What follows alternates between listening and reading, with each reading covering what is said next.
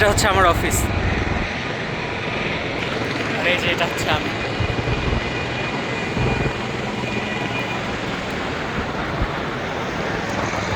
পেছনে হচ্ছে নদী, আর হেলিকপ্টার আছে, হেলিকপ্টারে করে ঘোরা যায়, পে করে ঘুরতে হবে।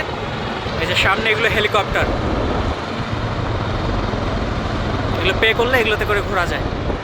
আর পেছনে আছে ফেরি, ফেরিতে পে করে ফেরিতেও ঘুরতে হয়। তো ফ্রিও একটা আছে, একটা ফ্রি ফেরি আছে।